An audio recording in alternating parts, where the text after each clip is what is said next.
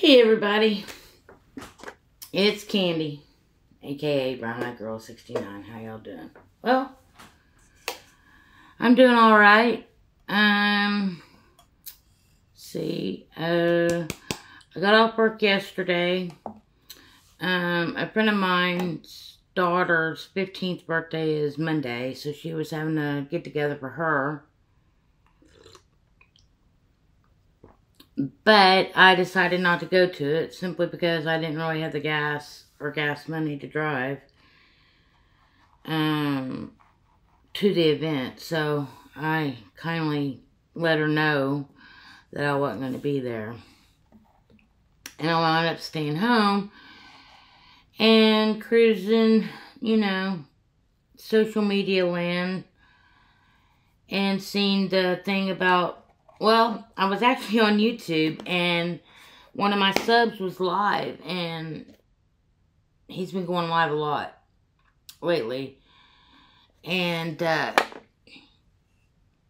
happened to be on live, breaking news, Trump just shot at her, whatever it was.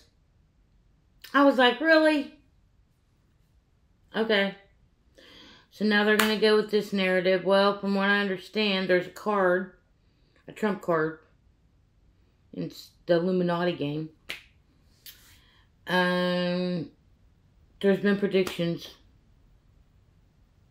told about Trump in The Simpsons. So, all that. And then, of course, you got your MAGA people.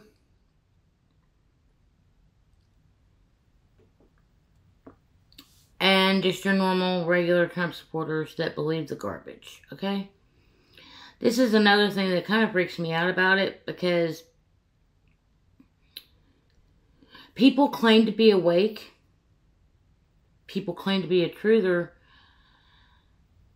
But yet they still put all their trust in, pay attention to the show, They still believe that politics is the answer. That's all they talk about, is politics. Or some things, all people talk about is religion, Screw that.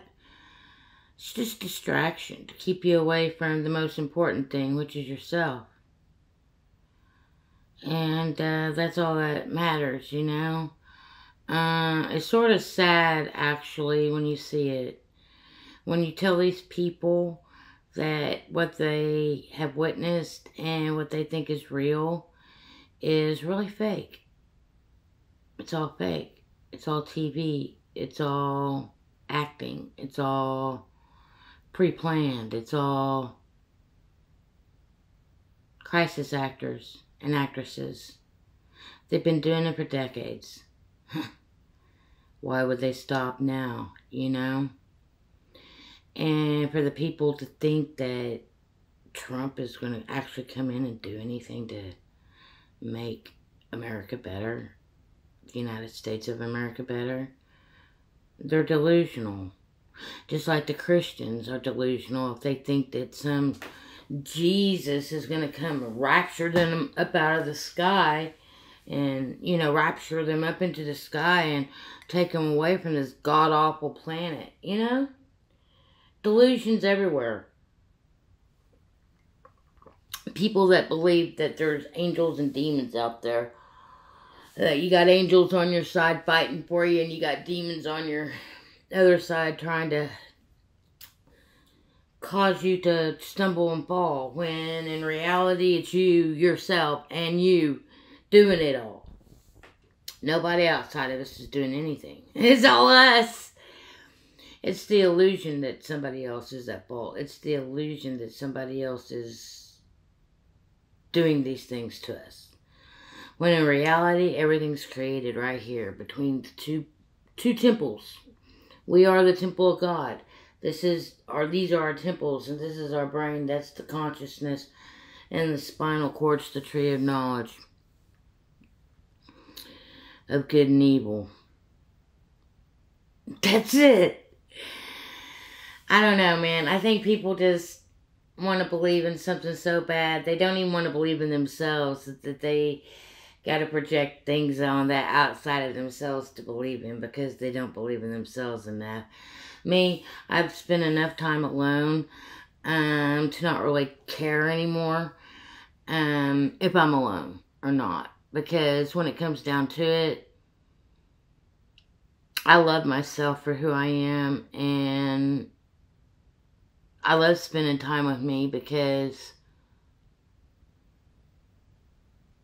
I'm pretty chillax, actually. You know, unless you get me going on a certain subject matter, and then I could continue on and on and on and on, but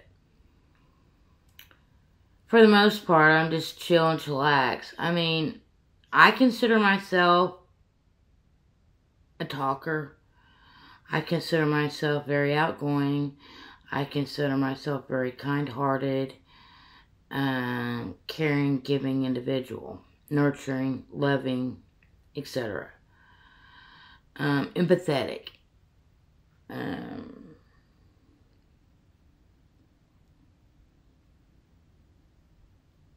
I've met some people out there that talk more than me. And I've met other people out there that are quieter than I am, you know. But I'm starting to learn that if I don't really have anything to say or bring to the table, what's the point? What's the point of speaking about it? To me, even speaking's a waste of energy. For reals. I'm also starting to realize that I'm not going to start taking things personally the way I have before in the past, because that's within me too. That emotion's within me. It's not necessarily a reflection of anybody else. That's just me. It's how I react, you know, to whatever, you know.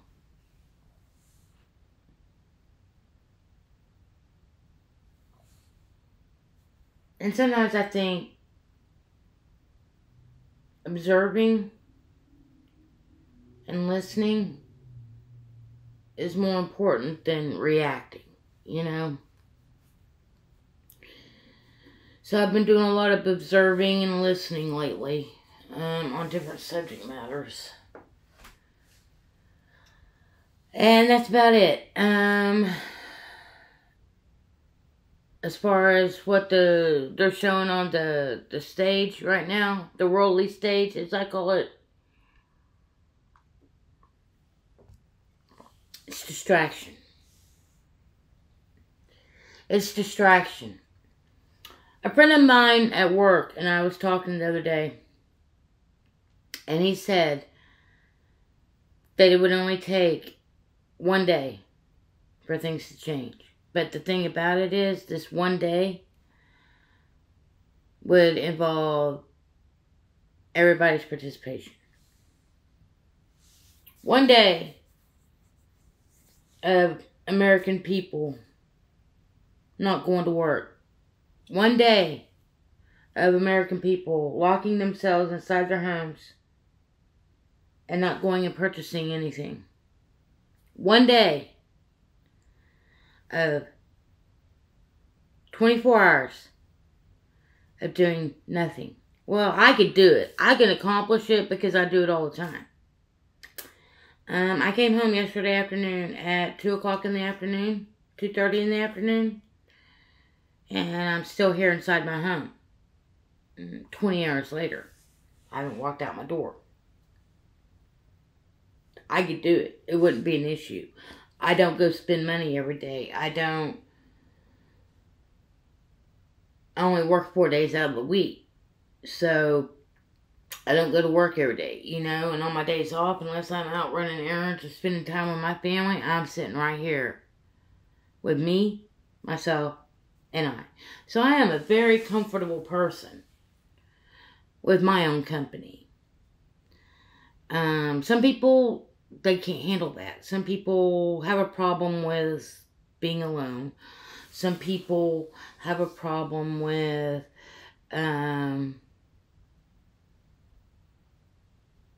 codependency. I used to be a very codependent person. I'm not going to say that I'm not still.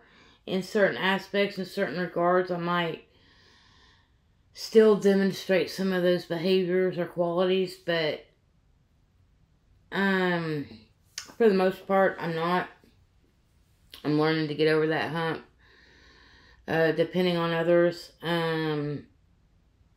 for the emotional support that and nurturing that I seek. But I'm going to tell you the reason why I seek out nurturing and emotion from others is because when I was born, I was given up for adoption, so I never bonded with my birth mother. And when I was adopted, I was basically bought and purchased as a commodity to be seen, not heard. So my mother wouldn't feel inadequate because of the fact that she couldn't have a child of her own. And because of societal standards, felt like she needed a child so she would appear to be normal, you know? So I was basically raised by parents that should never have ever been parents.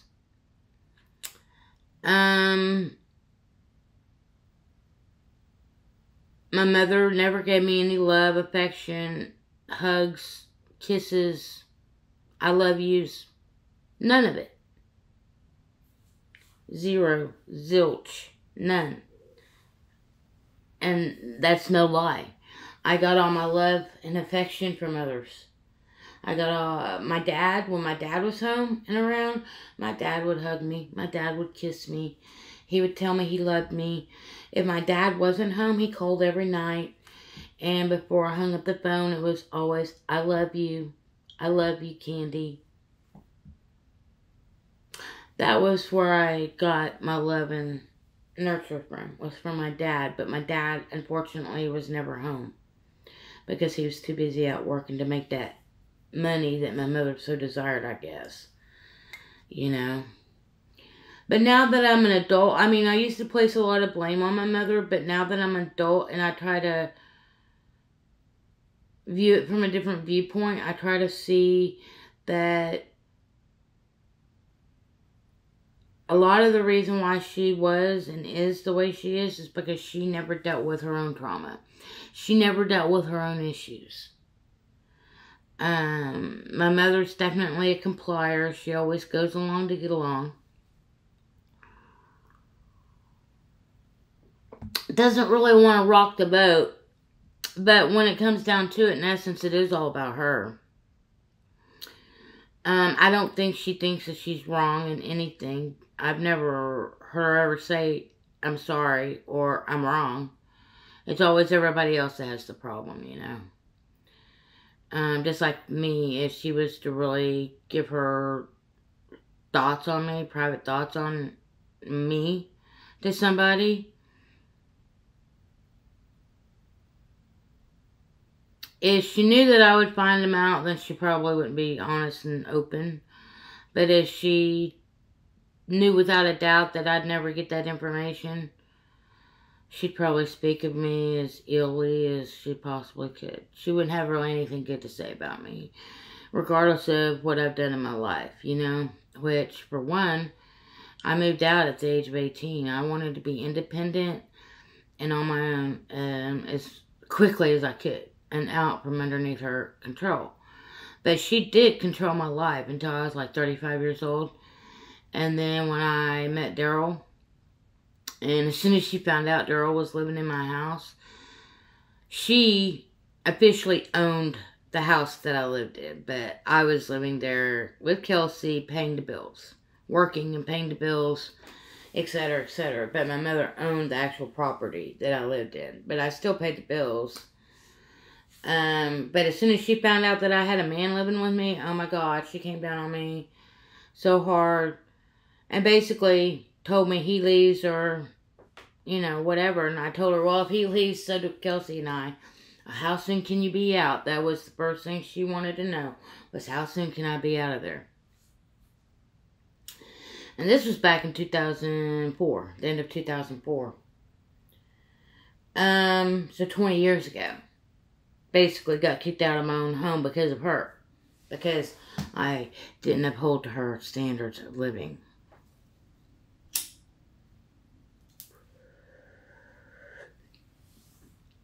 And that's when I decided to stand up for myself and say, you know, you're not going to control me. You're not going to pick and choose who you think's good enough for me and who you don't think's good enough for me. You're not going to... But she never had anything good to say about any of my partners in life. She never had anything good to say about my first husband. She never had anything good to say about Kelsey's dad. And she never met Daryl. Ever. And Daryl and I was together for a little over 13 years. And in that 13-year period, she never once met Daryl. She completely viewed him as a piece of garbage. And she didn't even know the guy.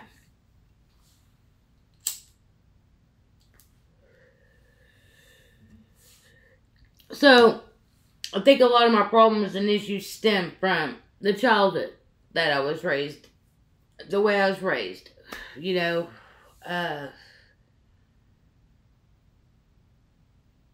and now as an adult at the age of 55 for the last 20 years, I've been learning how to try to love myself and how to stand up for me because nobody obviously is going to do that, you know, other than me, myself, and I.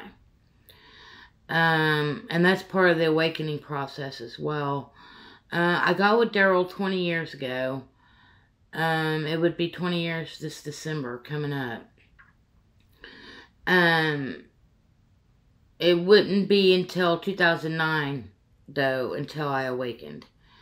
So I pretty much had been with Daryl about probably 4.5 years.